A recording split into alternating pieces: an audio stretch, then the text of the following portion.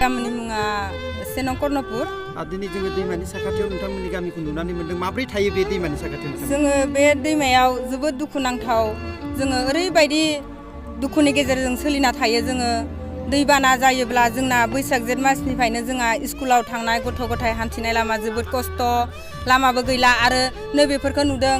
गासैबो जोंना गरा खहायनानै बेसेबा गुवार हा जोंना ओरैजाय लकसान जालांबाय। जोबोद हा ओरैजाय बुहुद दंमोन जोंना बेखिनिया ओरै बेसेबा गुवार इदिनो जोंना गरा खहाय थां।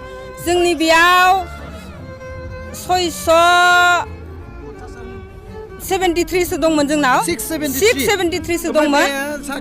जोङो बर' राभा गासिबो जों गोरोबलायना जों रायजो जाना दङ। बेखिनिया जोंना गासिबो आलाय सिलाय जालांनो दं। गंसेनो जों रायजो जाना दं दाबो। ओमफ्राय जों गेजेर ससेयाव दा 1 नं 2 नं जोङो बोखावनानै लाबाय। मानोना जोंना गिदिरसिन जायो रायजो इदि हाबा सारद' खुंलायनायाव। आरो बे दैबानानि जाहोनाव गरा खुजानायनि खेथ्रआव जोंना खावसे ओरै हा नागिरनानै खायसे सुबिदा गोनांफोरा खारस्राबाय।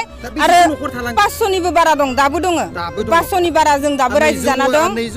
270 बेलेगाव थांबाय। दा बे समाव नोंथांमोननि जोंनियाव इलेक्सन समाव बयबो मोजां जोंनि सायाव बिबुंथि होलाङो। जों बेखौनो आसा खालामनानै बिसोरो ओरैबायदि थांखि लायो जेन जोंखौ देरहाखांनायनि उनाव ओरै गाइड बान लागोन, गरा खहायनायखौ जों होथेगोन आरो लामा पदुलिफोरखौ जान-बाहन लामा गाज्रिफोरखौ मोजां खालामलांगोन होननानै बिथांमोना जोंनो बोसोन होलाङो। बिसोर बुंनाय बायदि जोङो जेरैनो बुंलाङो बेखौनो जोङो गोसोआव जुना लानानै जोङो बिसोर बुंनाय बायदिनो जोङो आसा खालामनानै जोङो इलेक्सन समाव जेराव भट होनो होयो जों बेयावनो थुनानै दिनैसिमबो बिदिनो आफादाव फैयो। फैनानै बे बाथ्रा बुंलांनानै जोंखौ बिराद माबा इदि थांखि होलाङो। नाथाय इसोर थांखि बायदि जेबो मावलाङाखै। बिनि थाखाय जोङो जोबोद खस्थ'नि गेजेरजों जोङो गोजावनानै दङ होननानै जोङो सोलिनानै दङ आरो रायजो जानानै दं। दिनैसिमबो जोंहा जोबोद दुखु नांथावना। गरा खहायनानै जोबोद हा थांनाय दा मावनो नुनाय माने दा जेबोआनो गैया। दा गोदानै दासो स्किम हमनानै दासो स्पियारनि बेबस्था लाहांदों। दासोनि मोनसे जास्ट नोंथांमोना नायनो हागोन माने दोनफैदोंसो ओरैनो 2 मोनथामसोल' फसंजेनदोंसो। इनि उनावबो आरो खै किल'मिटार बे स्पियारखौ होगोन जों दाबो थिरां जोंनि सिगाङाव बुंथायाखै आरो इसोरो।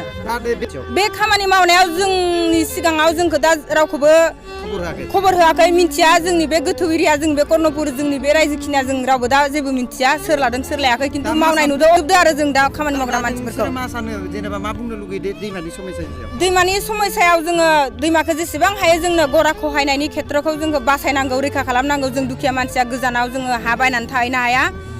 आजिखालि दा बायदियाव हाफोराबो जोबोद दाम जानायखाय जों थांनो हाया। जों बेयावनो रायजो जालांनांगोन हिसाबै जोंनि गरा खहायनायखौ जेरैखि जायाबाबो होबथागोन। পানীৰ পৰা খেতি বাতি গৰু ম'হ আদি কৰি স্কুল এইবিলাক চব অহা যোৱা ল'ৰা ছোৱালীবিলাকৰ মানে কষ্ট হয়। বানপানীত স্কুল প্ৰায় বন্ধই হৈ থাকে, আহিব নোৱাৰে। আজিৰ দিনত আপোনালোকে পানী শুকাই গ'ল, মাজত আপোনালোকৰ খেতি মাটি বালি হৈ গ'ল। বালি হৈ গ'ল। আপোনালোকে ইয়াত আমি হাজিৰা বাগান যাই খাই কিছুমানে।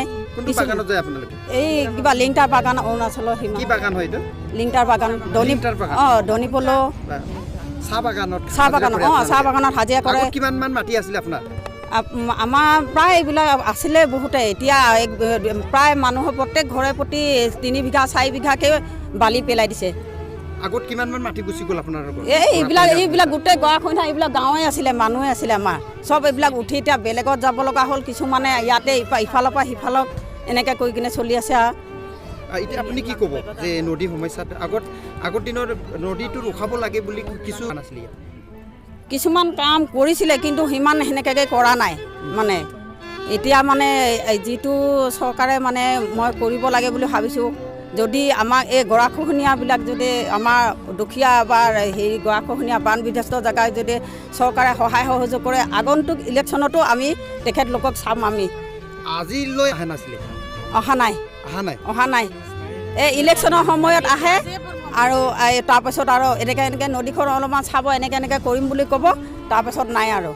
গাঁৱৰ এই অঞ্চলৰ লিডাৰলোকক খবৰ ল'বলৈ যে বাৰী কুনি থাকে এই সময়ত? সেই সময়ত অহা নাই। এই বাৰিষাত চাউল পালি নাই আপোনালোকে? ৰিলিফ পাইছোঁ। আৰু 1 নং লালি সমষ্টি কিবা কি কয় ৰাতিয়াম বসুমতাৰী ছাৰে আহিছিলে বাৰু। আহিছিলে, চাব আহিছে কষ্ট। আৰু লগতে GM ছাৰে, সুভাৰাণী বসুমতাৰী। আহিছিলে তেখেতলোকৰ গৰাখহনীয়া মানে আমাৰ দুখীয়া ৰাইজক চাব লাগে বুলি যিহেতুকে সিহঁতে আগত আমাৰ এই এৰিয়াৰ মানুহ হয় এই মানে তেখেতলোকে মানে বিশেষকৈ ওপৰত কিবা কৰিব লাগে জনাব লাগে মানে থেংক ইউ